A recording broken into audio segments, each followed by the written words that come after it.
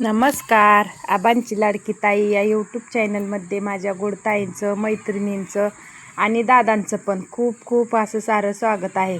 तर सर्वांना ना माझ्या श्री स्वामी समर्थ आईचा खूप खूप सारा आशीर्वाद. माझ्या सर्व यूट्यूब फॅमिलीला पण माझ्या श्री स्वामी समर्थ आईचा खूप खूप असा आशीर्वाद. सेवा करा आणि सेवेकरी व्हा आणि सेवेचा आनंद नक्कीच घ्या आणि नामस्मरण करा. नामस्मरण जरी केलं ना तरी श्री स्वामी समर्थ आई आपल्या पाठीशी 100% उभे राहते. मी जी आज तुम्हाला उभा दिसते ना ही फक्त माझ्या श्री स्वामी समर्थ आईच्या सेवेमुळे. नाही तर आज माझं काय झालं असतं ती मी कल्पना पण नाही करू शकत. माझ्या श्री स्वामी समर्थ आई माझ्या आयुष्यात आली आणि खरंच माझ्या जीवाचं म्हणजे आयुष्याचं सोनं झालं बरं का. नाही तर मी खूप काही म्हणजे स्वतःलाच हरवून बसली असते असं मला तर म्हणायचं. एवढं संकट होतं ना माझ्या पाठीशी, एवढं संकट होतं की खरंच स्वामी आई जर आज माझ्या आयुष्यात नसत्या ना तर त्या संकटाला मी तोंड देऊ शकली नसती. कारण का माझ्या डोक्यावर माझ्या श्री स्वामी समर्थ आईचा हात आहे आणि म्हणून मी आज तुम्हाला इथं एवढं छान आनंद घेताना व्हिडिओ काढताना उभी दिसते. आणि तर आज ना माझी तब्येतच बरोबर नव्हती. म्हणजे खरंच कामाचा पण खूप त्रास होतोय बरं का. आणि दुसरी गोष्ट असं बाहेर कुठं थोडंसं गेलं ना ऊन लागल्यामुळं आज दिवसभर ना झोपून काढलं मी. खरंच खूप त्रास झाला आज. तर उठले आणि उठल्यानंतर ना मग गायींचं सगळं आवरून घेतलं. धाराती झाल्यानंतर माझं तोंडच सुजलं आहे आणि असं जड जड आल्यासारखं वाटतंय. आणि आंघोळ केली. आंघोळ करून फ्रेश वाटेल म्हणलं, जरा थोडंसं कंटाळा जाईल म्हणून परत आवरून घेतलं थोडंसं. आणि तर म्हणलं चला काल पण व्हिडिओ नाही टाकला. म्हणजे एवढं असं थकल्यासारखं झालं आहे ना. तर म्हणलं चला आता काल घेतली सुट्टी, पण आज सुट्टी घेऊन नाही चालणार आपल्याला. कारण का आपला व्यवसाय तसा आहे. मग सुट्टी घेऊन तर कसं चालणार. कुठल्याच व्यवसायात आपण व्हिडिओ टाकण्यात पण सुट्टी घेऊ शकत नाही आणि आपल्या गायींच्या कामात पण सुट्टी घेऊ शकत नाही. आणि आपण सुट्टी घेतली तर मग आपलं काम तिथं जाग्यावरच थांबणार. तर तसंच म्हणजे जबरदस्ती असं आपल्या मनाला आपण समजवायचं आणि आपल्या कामाला लागायचं. थोडंसं कामाला लागलं ना, थोडंसं कामात मग्न झालं ना मग थोडंसं आपलं कुठंतरी दुखणं विसरून जातो आपण आणि पुढं मग हे करतो. काम करायचं डोक्यात एकदा बसलं की काम करत राहतो. तर खरंच मी आता जी बोलली ना मी माझ्या स्वामी आईचा माझ्या पाठीशी आता आहे ती खरंच 100% आहे बरं का. एवढी संकटं होती ना माझ्या पाठीमागं आणि अशी मी धड नाही. असं माझं ना खरंच खूप भित्री आहे. मला असं रॉंग टायमिंगमध्ये जरी माझ्या मुलाचा, मिस्टरांचा, मुलीचा जरी फोन आला ना तरी माझं काळीज असं धस्स होतं. कारण का तसं माझ्या आयुष्यात खरंच खूप काही गोष्टी घडून गेल्या त्या.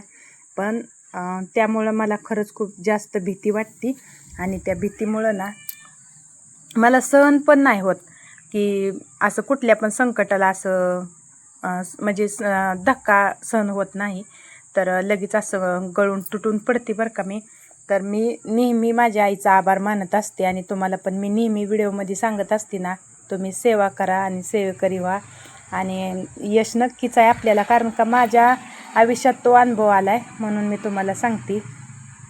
तर माझ्या किती व्हिडिओ बघते माझी यूट्यूब फॅमिली, त्यातले एक जरी ताई किंवा दादा एक जणांनी जरी श्री स्वामी समर्थ आईची सेवा करायला सुरुवात केली ना तरी मला खरंच त्याचं खूप मोठं फळ मिळणार आणि खरंच खूप मोठा आशीर्वाद असतो.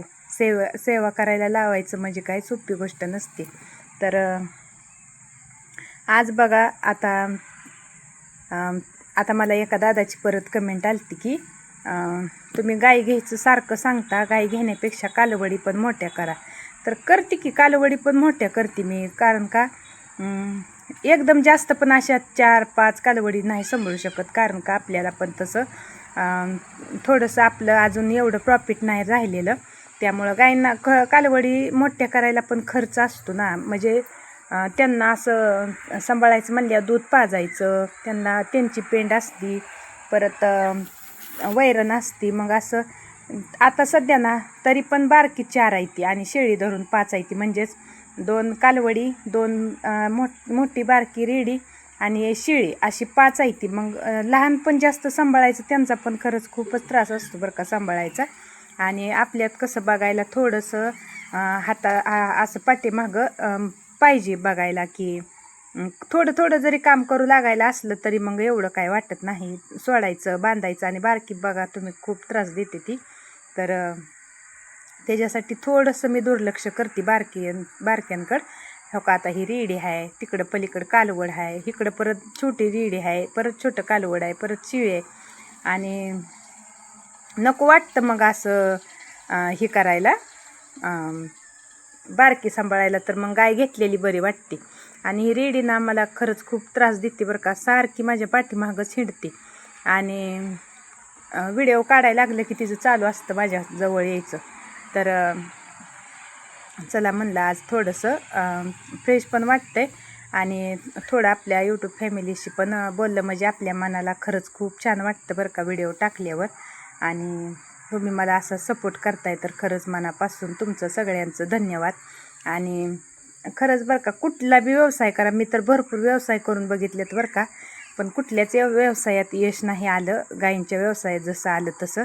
आता रानातलं पण बघा तुम्ही, आता मला रानात ना मी अजिबात फक्त मकवण करते आणि घास आहे, बाकी कुठलंही नाही. तर पहिलं ना तरकारी असायचं. आता मला पालखीवरनं लक्षात आलं, एका पालखीला ना मी अर्धा एकर अक्षरशः कोथिंबीर लावली होती, 25 किलो धन, आणि ती टोचून लावली होती. सरी सोडली, ती सरी तोडली आणि सरी सोडून तोडून त्याचं नागमोड करून धन टोचून घेतलं होतं. 25 किलो धन लावलं होतं. आणि ती धन टोचायचं, पाणी द्यायचं, खुरपायचं, आणि नंतरनं मग त्याला औषध फवारलं होतं 2 वेळा. 19 फवारलं होतं पातळ, म्हणजे असं जास्त 19 नाही बरं का कोथिंबीरीला पण सहन होत. तर किती माझं अर्ध्या एकरात ना 20-25 हजार, म्हणजे 1 किलोला 1,000 झालं तर माझं, एवढं जास्त झालंच नाही. तर मग तिथं पण मन नाराजच होतं असं नाही झाल्यावर. ती पण त्याला किती दिवस आबदली होती. परत मी ककडी पण केली बघा, हिरवी मोठी ककडी असती ना ती, आणि अशी आमची पट्टी लांब आहे आणि लांबवर केली. तर तिथनं ना पावसाचं दिवस होतं आणि ककडी केली, अक्षरशः ना डोक्यावर पोत्याने व्हायला लागायची. तर तेवढी 6-7 पोती ककडी डोक्यावर आणायची इथं, असं ही व्हायचं ना त्रास. अरे बापरे, काय विचारूच नका. म्हणजे तरकारीत बघा तुम्ही कष्ट भरपूर आहे आणि प्रॉफिट कमी आहे. आणि गायींच्या व्यवसायात तसं नाही, गायींच्या व्यवसायात कष्ट कमी आहे. आता तुम्ही म्हणसाल गायींच्या व्यवसायात कसं कष्ट, तर तरकारीपेक्षा गायींच्या व्यवसायातच कष्ट कमी आहे आणि तरकारीत जास्त आहे. तर मला तर आता ना अजिबात म्हणजे इच्छाच मिली की कुठलं असं रानात तरकारी करायचं काय, अजिबात मी ती विचारसुद्धा, मी फक्त एकच माझा विचार असतो, पहिली मका संपली की दुसरा प्लॉट टाकायचा, दुसरा प्लॉट संपला की तिसरा प्लॉट टाकायचा, मकाला फवारा मारायला जायचं, मटेरियल घालायला जायचं, दारं धरायची, बस एवढंच, बाकी काय नाही. तरकारीत तसं दिवस आम्ही रानात असायचो, घरी पण येत नसायचो एवढं. आणि एवढं काम करायचं, परत ती डोक्यावर माळवं सगळं खाली आणायचं, ती गाडीवाली पण वर जात नव्हती रानात, एकदम असं लांब अंतर आहे, मग किती त्रास व्हायचा बघा तुम्ही. मग त्याच्यापेक्षा ही किती छान आहे, सकाळी 2 तास, संध्याकाळी 2 तास, दिवसभर निवांत. मग दिवसभर आपल्या घरातली कामं आवरा, रानातला आवरा, दिवसभर मग आपण कुठं आपल्याला जायचं असलं बाहेर नातेवाईकाकडं तरी बी जाऊ शकतो आपण. एवढं काय असं म्हणजे ही नाही, फक्त चारा तेवढा पाहिजे. तर आता चारा ना मी तुम्हाला दाखवला, मी मुरघास जवळजवळ मी 30 टन मुरघास करून ठेवला आहे. आणि आणखीन पण मला एक पावणे एकर मकवण मिळाले, जरा बऱ्यापैकी मिळाले स्वस्त. तर मग ती पण घेतले. आपलं एक 2-4 दिवसात आणखीन पण मुरघास एक जेवढ्या होईल 7-8 टन तरी होईल असं माझा अंदाज आहे. पण जेवढ्या होईल तेवढ्या होईल बॅगा ती करून टाकायचं म्हणजे ना. आणि इकडं बघा एवढी अंडी साठले ती ना, बापरे, मी लक्ष पण दिलं नाही, एवढं अंडी ठेवायला गेल्यावर समजलं एवढी अंडी. आता काय करायचं आहे अंड्याचं मलाच प्रश्न पडला आणि माझं लक्ष पण नाही एवढं. मी घातली कोंबड्यानी की ठेवायची, घातली कोंबड्यानी ठेवायची, म्हणजे असं लक्षच दिलं नाही. आज एकदम लक्ष गेलं, मग म्हणून थोडंसं म्हणलं व्हिडिओच काढावा आता ह्या अंड्याचा. तर खरंच माझ्या ताईनं दादानं नवीन सुरुवात करताय ना तुम्ही, आणि महत्त्वाचं बरं का, आपल्या गोट्यात कटर पाहिजे बरं का. कटरची वैरण घातल्याशिवाय आपल्याला परवडत नाही, कारण का कटरची वैरण जास्त पण संपत नाही आणि गायींचं पोट पण भरतं, गाई शांत राहते त्या. आणि दुसरी गोष्ट ना, असं ही करायचं, एक एक गाय घेऊनच सुरुवात करायची आणि हळूहळू वाढवत राहायचं. अनुभव घ्यायचा, अनुभव घेत ना मग हे करायचं. आपल्याला अनुभव भेटतो बघा गाय सांभाळायला गेल्यानंतर.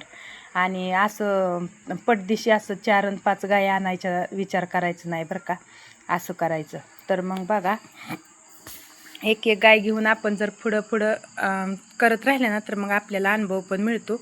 आणि खरंच खूप छान आहे बरं का, गायींचा व्यवसाय एक नंबर मी तर म्हणेन. कारण का मी प्रत्येक रानात कुठलं करायचं ठेवलं नाही.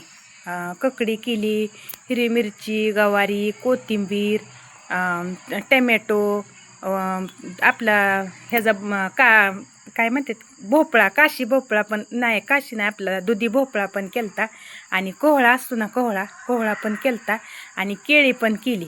एवढी पिकं घेतली ती, प्रत्येक पिकाने अनुभव दिला आहे. कुठंही आम्हाला कुठल्याच पिकात प्रॉफिट राहिलं नाही आता जशा गायी केल्या ना. आणि अनुभव खरंच खूप मोठा आहे बरं का, अनुभवाशिवाय काहीच होऊ शकत नाही आपलं. आणि अनुभव यायला आपल्याला खरंच खूप वेळ लागतो बरं का, शिकावं लागतं. शिक्षण मिळाल्याशिवाय आपण पुढे जात नाही. तर ही अनुभव मिळाला आहे ना आज, म्हणून मी माझ्या यूट्यूब फॅमिलीला सांगत असते. तर तरकारीत कुणीही प्रयत्न करत जाऊ नका, आपलं सरळ गाय घ्यायची, एका गायपासून सुरुवात करायची, नक्कीच यश मिळणार. आणि अजिबात तुम्ही असं नादी लागत जाऊ नका, रानात ही करावं ती करावं, ह्याच्यात राहतं त्याच्यात राहतं, कशातच काय राहत नाही. फक्त मकवान करायचं बघा, मकवानाचं प्लॉट एक नंबर आणायचं, आपल्या गायींना चारा घालायचा, सकाळ संध्याकाळ 2 तास काम करायचं, दिवसभर निवांत राहायचं, नो टेन्शन, अजिबात टेन्शन राहत नाही. आणि तरकारीचं दिवसभर फवारा मारा, ही करा ती करा, चला. तर सर्वांना श्री स्वामी